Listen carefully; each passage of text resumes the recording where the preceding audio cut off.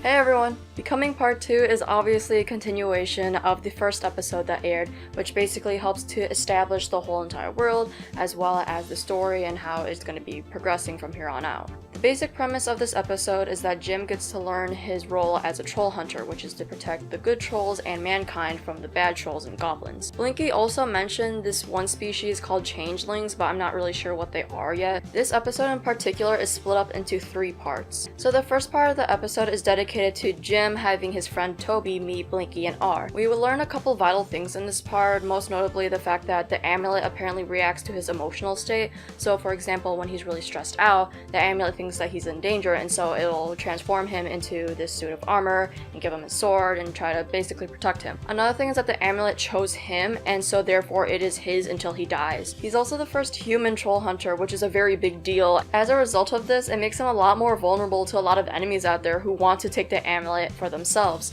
because he's very weak and they tend to underestimate him, and so therefore they don't really seem to take him as seriously as a threat. The second part is based around Toby and Jim being at their school, and out of nowhere his amulet transforms him into his suit of armor.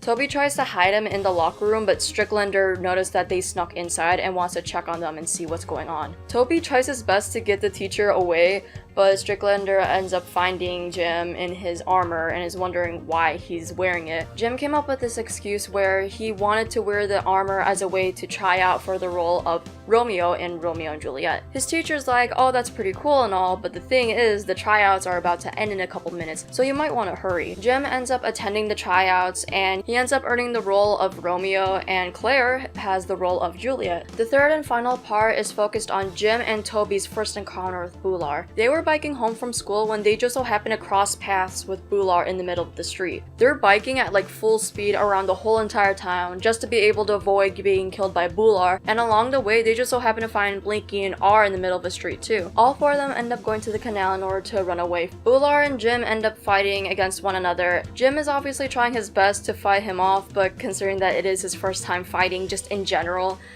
he's not really doing as well, but I mean, in the end he doesn't get killed, so that's kind of a good thing. Blinky and R end up creating this portal that takes them to Hearthstone Troll Market, which is basically the city of the trolls, I guess. And Toby and Jim were also able to escape as well, and that's basically how the episode ends, which is just this really nice picture of just how Troll Market looks. Throughout the episode, the relationship between Jim and his amulet was incredibly weird, and there was a lot of moments where the amulet did something that Jim didn't need, or he needed something from the amulet but just didn't respond at all. In the school, the amulet got him to wear the suit of armor and summon the sword when he was obviously not in any danger whatsoever, but maybe it was because Stricklander was nearby, and because he seems to be very threatening, maybe the amulet sort of sensed that, and that's why he was wearing the suit of armor. It made me wonder as to whether or not it actually has a mind of its own. Does Jim have to have this solid relationship with the amulet in order to make sure that it does whatever he wants it to do,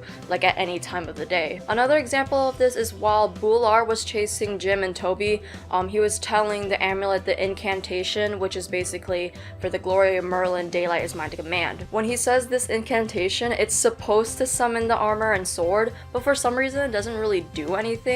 So in that case, it doesn't really respond to his stress levels at all, and it ended up summoning the sword and armor right when Bular was about to punch him in the stomach. Near the end of the episode, Blinky explains to Jim that maybe it's because he's the first human troll hunter, and maybe that's the reason why it's acting very weird and sporadic. I'm hoping to see that maybe it'll improve as time goes on, or maybe it's just because Jim isn't really as trained or as skilled as a troll hunter, so maybe that's the reason why the amulet wasn't really responding as well to him. There's some other minor details throughout the episode that really caught my attention. When Jim was talking to Claire before and after his tryouts for the play, he wasn't really nervous at all. He just talked to her very calmly, he was just being himself and everything, and I find that really refreshing considering that a lot of shows that I've been watching lately, the main character like whenever they're interacting with their crush, they're always acting like incredibly awkward and weird, and like it's so obvious and irritating, and it's like, why are you putting your crush on a pedestal? Like, they're not that perfect. And for him, he was just like talking to her as like a normal person. At one point when Jim was being chased by Bular, he was asking R and Blinky if they can try to fight against him, and both of them really can't because R is actually a pacifist, and with Blinky he's more focused on brains than bronze. So of course that's not really like helpful at all in his case, but they can be helpful in some other cases. Like with R, he's more of like a defense type person, and with Blinky, like, he's smart, but is also not really that smart, to be honest. The chase scene was very suspenseful, and it's probably one of the best scenes in this episode, but there was this one part where Toby was stuck between this alleyway, and the camera, for some reason, just pans towards his butt, and I'm just like, I couldn't help but, like, laugh out loud at that, because it's just like, it was so pointless, it just came out of nowhere, and it just broke all serious immersion for me. Like, I just couldn't help but just see just how, like, ridiculous it looked when the camera was just showing that angle. I'm like, that was not necessary, like, at all. It's just, oh my god, that was so funny.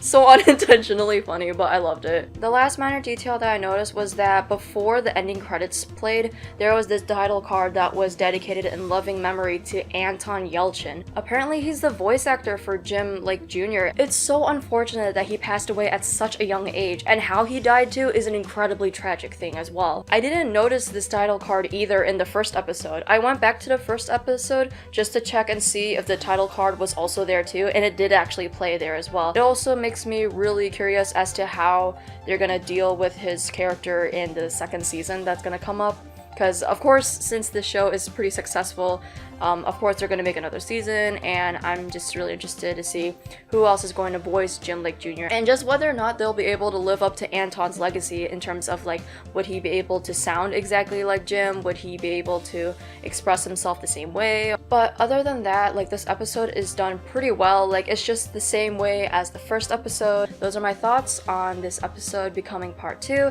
Let me know how you guys feel about the show in the comments down below, and I'll see you guys later. Bye!